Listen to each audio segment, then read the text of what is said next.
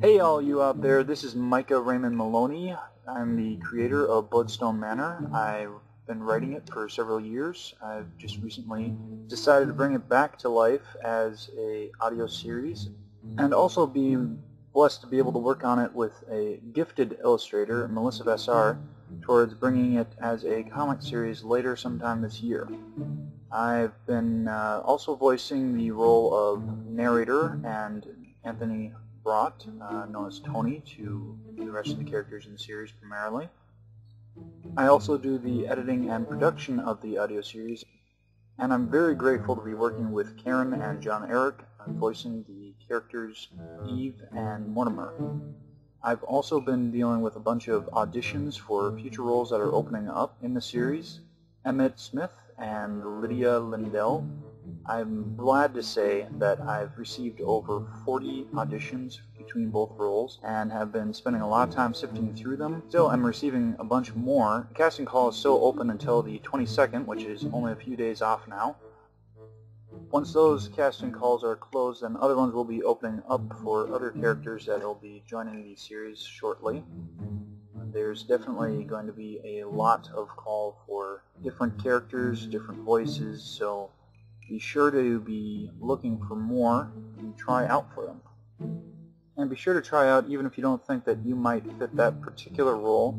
Already a few of the auditions that I received weren't right for the role that they tried for, but they showed a lot of promise for other characters that will be later in the series. If you don't try out, then you obviously can't get any of the roles, since I don't have anything to do here.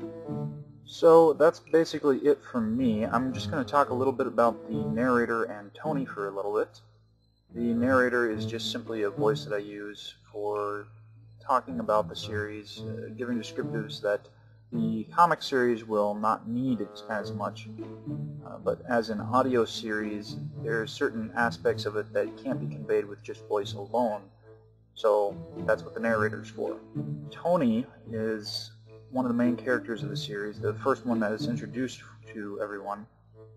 He's a bit easily distracted and nervous and scared about a lot of things, but overall he's a pretty good guy.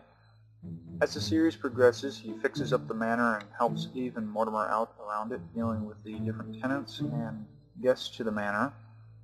So why don't we hear a little bit from both the narrator and Tony, and leave it at that for now. Snow had fallen on the manor, and the majority of the residents had stayed inside.